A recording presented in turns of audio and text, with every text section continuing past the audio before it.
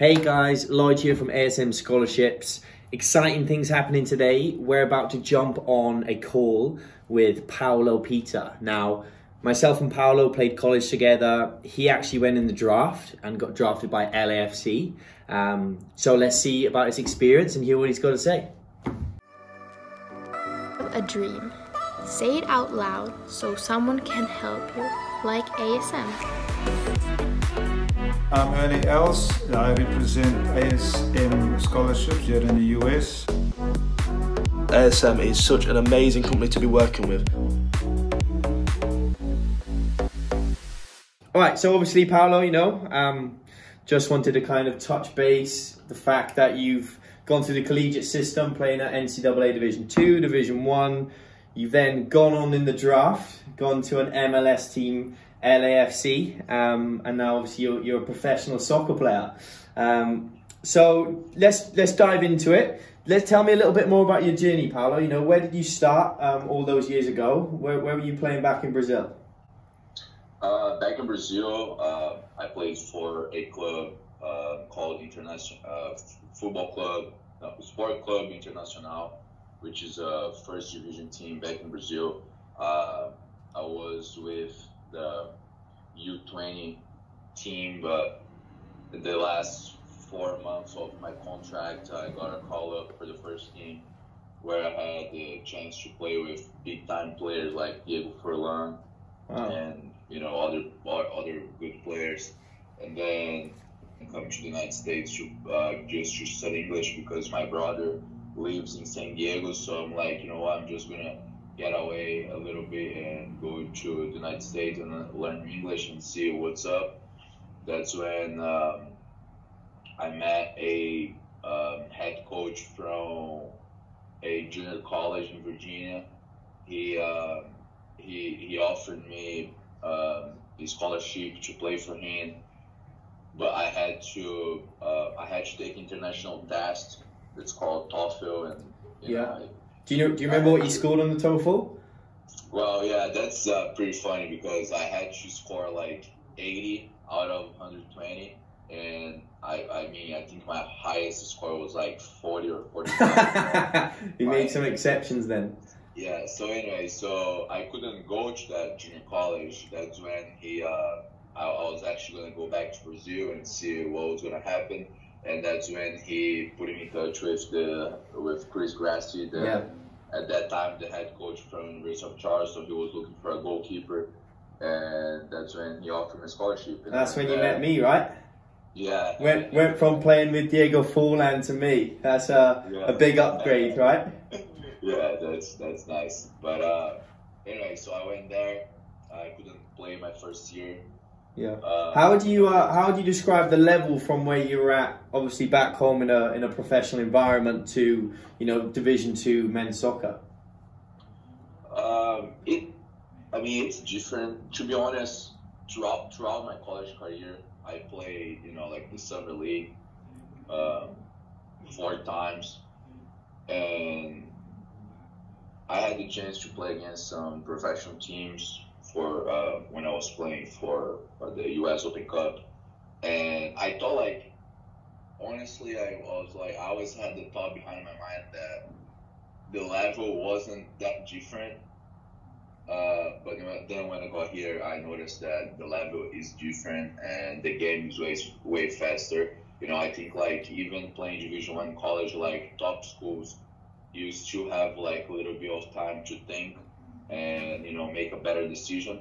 But here, you gotta improve the skill that once you have the ball on your foot, you gotta have your decision made before you have the ball on your foot. You know what I'm saying? So obviously, we obviously played together. Awesome. I think we were 2 years together at Charleston. Very fun times. I've got my little gift for you guys at home. Paulo, he's gonna know this one very well. My favourite memory probably at Charleston was winning that national championship. I think we had some great experiences. Obviously, we were unlucky a few times as well. What would you say was your best thing about being at Charleston? Let's start off with Division 2. You've come over from Brazil. been in a very high environment. What was your, your best experiences at Charleston? Coming to Charleston was like, it was very different than Marshall, because Charleston was like, it felt like we had to win the national championship no matter what, because they had been there so many times. Yeah. Things were not working out. So I felt like, okay, we're going to get this at some point, and the team that we got back in 2017 was like, just like you could look at everyone in the room and everyone could have been a starter. Like, we had a really good group of players, and, we worked hard. We were kind of like good at each other. So I think like being the national champs and getting some like personal achievements was like my biggest thing in Charleston, for sure. So let's go back to that. I remember it very well, and I'm sure you will as well. Obviously, for everyone back home that's watching the video, Paulo actually saved the game-winning penalty when it went to penalties at the end of that game. It still gives me some goosebumps thinking about it. Let's tell everyone what your thoughts were, how you felt winning the national championship.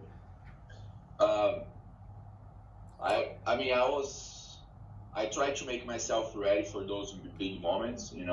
Chris Grass used it to tell me that I'm always like outstanding at big games, because that's why I get ready for it. That's what I get ready for.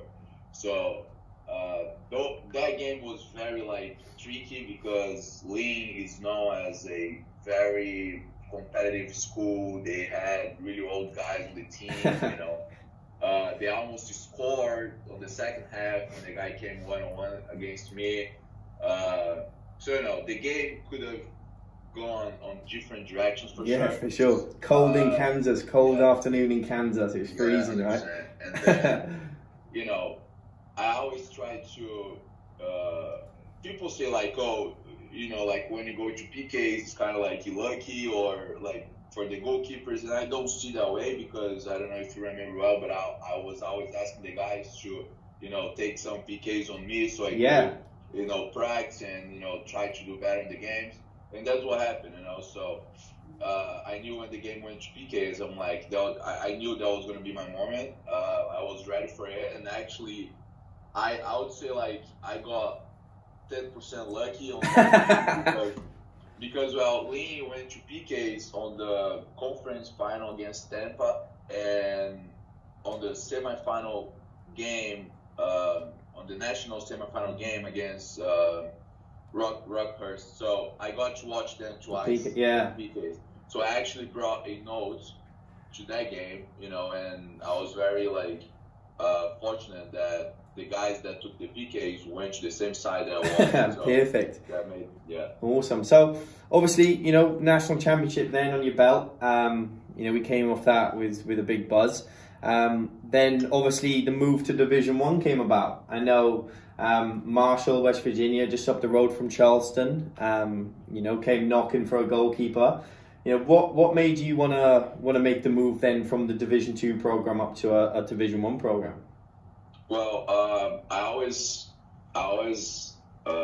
knew that I wanted to play pro, and my freshman year and my sophomore year, I got to, because when you come to the United States, I feel like every player wants to play pro. Then you go into the system and you try to, you start learning how it works. Okay, so throughout my first 2 years of school, I learned that if you were a Division 2 player, you won't go through the draft, So you gotta play a Division 1 school, a top Division 1 school, in order to go to the draft, And so I was like, so after my second year, I promised myself once I won the national championship, I was gonna transfer, because then, So I won the national championship. I won everything, like personal, like All-American and all of those things.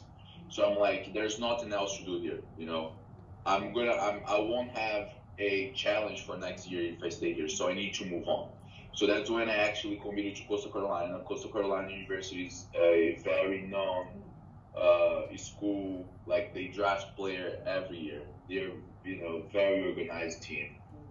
but they were taking care of me. But they were only taking care of me. Marshall were taking care of me and my family. Yeah. You know, at that time I was, you know, I had my son and my wife and everything. So, but I knew that Marshall they were not known as a good soccer program, you know. For sure.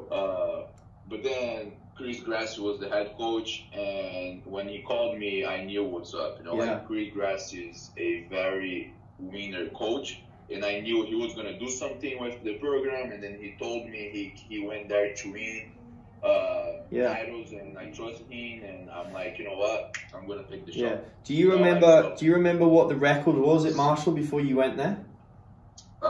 No, but I mean, it was negative, you know. It was not positive. And now you've just finished the season, what, inside the top 50? Top 25. Top 25, yeah, even better. Actually top 15 because we're the 11th. Yeah, and obviously you broke some great records on the way. You know, we were lucky enough to come and watch you play FAU. You know, it was a bit of a ropey game, but I think you had the confidence already in the bag by the time that game was coming about, which was pretty unique. Now, obviously, the level of soccer at Marshall, and you're obviously playing against, you know, James Madison University. You're playing against. Did you play Georgetown in the tournament round? No, we played. What was it called? I mean, even Kentucky and teams. Washington. Even Kentucky teams like that. You know, best Division I programs out there. What was that level like compared to the team at Charleston? Would you say Division II to the teams you were playing? I would say like it started getting fast. You know, like the games started getting faster and faster. I would say Division I, it's more athletic, like physical. You know, the game can go like in a really dirty way. You know, so most of the teams, they have like really strong players, long balls, and that's how they win games. Yeah. You know, it's a big difference. That's the difference. But Marshall was more like we tried to build it up from the back. We didn't have like really strong and physical players, but we had quality players. You know, like we could play from the back and score some goals and hold the game. You know. Yeah. So obviously, you know, very successful season. Then coming to the end of the season, you wrapped up, you know, great position inside the top 15. Had some great trophies on the way. The only thing next for you was the draft. How did that come about? And, you know, what were your thought process when that was happening? Yeah, coming towards the end of the season, I was like, okay, so what's going to happen next? I was always thinking about the draft, but I was always trying to make sure that Marshall was coming first, and I was not letting, like, the draft talk dominate my mind. Yeah. But anyways, like when we lost the Sweet 16 game, I was like, okay, so how is it gonna work? I'm Asian, so I got an Asian, and then he told me, listen, you're gonna go on the draft. Your name's gonna be on the draft, and then and it was still what's gonna happen. So, anyways, I was sitting at home on the draft day, and I was like, well, let's watch this. I got picked in the first round by LAFC, and I didn't know what to do. I didn't know, like, I actually, after 3 minutes, like, my phone, like, people were blowing up. And I'm like, all right, what's going on? Like, it took me actually like 1 hour to understand what was going on, like how big it was. Yeah. And yeah. So you weren't even aware LAFC were coming in for you, you know, even in the first round, you weren't even aware of that at all? No, I had no clue. Wow, that's pretty crazy. So LA came in, obviously caught you by surprise. So what happened from then until you got on your flight? Was that a quick turnaround, you know, straight over to LA to start? So I think the draft was on Friday, and I flew to LA on Saturday. So they called me, like the media called me, they asked some questions. Then all you guys from LA called me to arrange like flights and hotel and everything else. So it was very quick. And then what day were you in for your first practice?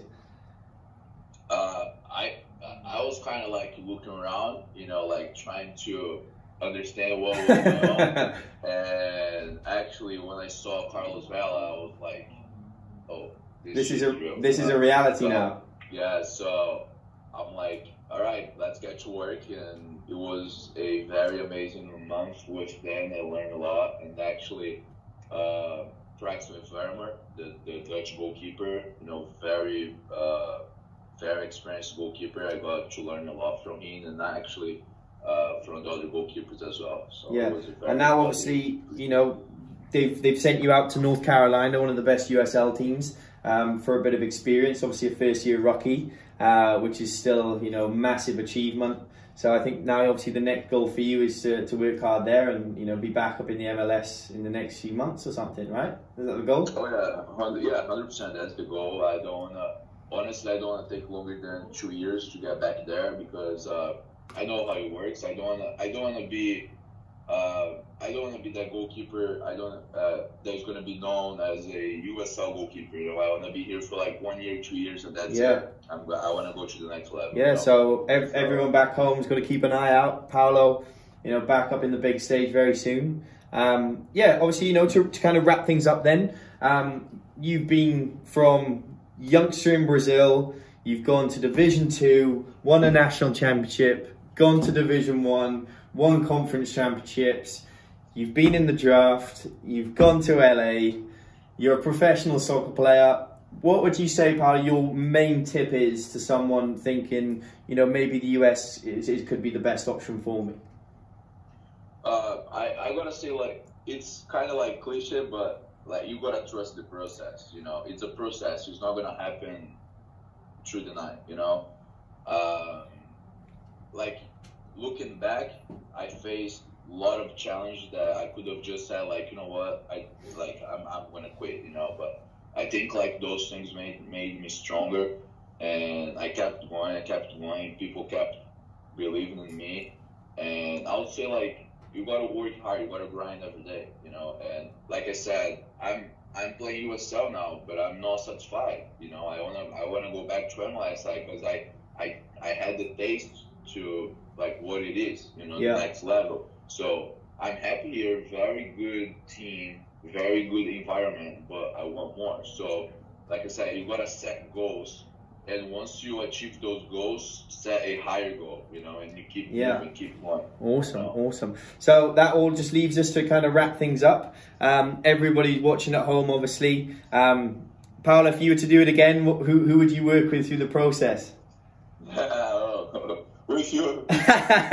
Awesome. Right, guys. Well, that was it from me and Paulo. Obviously, great player, great goalkeeper, one to watch out for the future. I hope his experience was shared with you. You guys can take it away, and hopefully you can be you in the draft with some experiences like Paulo's again. Okay, guys?